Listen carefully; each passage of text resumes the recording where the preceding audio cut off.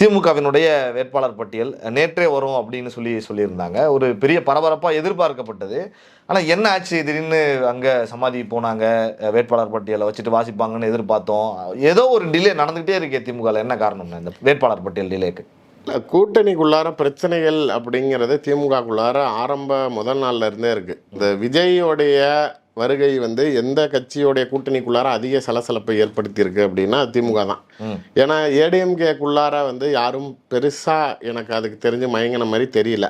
இந்த 2024லயே ஏடிஎம்கே வேணான்னு பிஜேபியோட போன டீம் முதற்கொண்டு இப்போ கடைசியாக நாளைக்கு இவர் எனக்கு தெரிஞ்ச கிருஷ்ணசாமி மட்டும்தான் விஜய் கிட்ட ஃபர்ஸ்ட் போய் பேச்சுவார்த்தை நடத்திக்கிட்டு இருந்தாரு. அங்கேருந்து தாமதப்பட்டுச்சு. அப்புறம் திரும்பி திமுக வந்தார். நாங்கள் எல்லாம் முடிச்சிட்டோம், நீங்கள் என்ன இப்போ வரீங்கன்னாங்க. அப்புறம் திரும்பி ஏடிஎம்கே போனாங்க.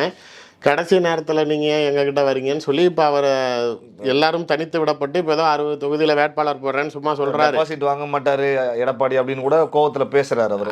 அதனால தான் அவர் எதுவுமே கொடுக்க முடியாதுன்ட்டாரு. ஓகே, நீங்கள் இது மாதிரி விஜயை நம்பி போய் எனக்கு தெரிஞ்சு இப்போ நடுத்தரில் நிற்கிறது அவர் ஒருத்தர். வேற யாரும் நம்பி போயிருந்தாலும் நடுத்தரில் தான் நிற்பாங்க. இப்போ சசிகலா அவர்களும் ராமதாஸ் அவர்களும் விஜய் கிட்ட பேச்சுவார்த்தை நடத்துறதுக்கு அந்த அம்மா கட்சி கூட்டம் சின்ன அறிவிச்சாங்கல்ல, கொடி அறிவிச்சாங்கல்ல அந்த மீட்டிங்கில், அந்த நாள்ல இருந்து இப்போ நம்ம பேசிக்கிட்டு இருக்க நிமிஷம் வரைக்கும் தாவேகாவோட பேச்சுவார்த்தை நடக்குது. ஆனால் இப்போ வரைக்கும் நாளைக்கு விஜய் தரப்புல சசிகலாவுக்கோ ராமதாஸுக்கோ ஒரு நல்ல சிக்னல் கொடுக்க மாட்டேங்கிறாங்க. ஓகே, அவங்க விரும்புறாங்க, ஆனால் விஜய் விரும்ப மாட்டாரு.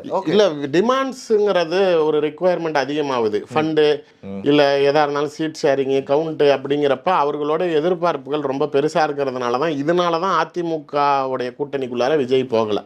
பிஜேபி அவ்வளோ கட்டாயப்படுத்தியும் ஏன் விஜய் போகாமல் இருந்தார் அப்படின்னா டிமாண்ட்ஸ் எல்லாமே ரொம்ப அதீத டிமாண்டாக இருக்கிறதுனால. இன்னொன்று, வாங்க நான் சேர்த்துக்கிறேன் அப்படின்னு ஒரு கம்பெனியில் உங்களுக்கு ஆஃபர் பண்ணுறான், யார் வேணாலும் வாங்க வேலைக்கு சேர்த்துக்கிறேன் அப்படின்ட்டு. போய் உள்ளே போனதுக்கப்புறம் வாசல்லே நிப்பாட்டி வச்சு உங்களை 1000 நொட்டை சொன்னால் நீங்கள் வேலை வேணான்னு வெளில வருவீங்களா மாட்டீங்களா? கண்டிப்பாக. இப்போ அதே வேலை தான் தாவேகா ஆஃபீஸில் நடக்குது. எனக்கு தெரிஞ்சு அவரை நம்பி போனவங்க எல்லாம் நடுத்தரில் நிற்கிறான். அதற்கு அப்பாற்பட்டு அதிகமாக சலசலப்புகளை ஏற்படுத்தியது கூட்டணிக்குள்ளார்னா அது திமுகக்குள்ளார் தான்.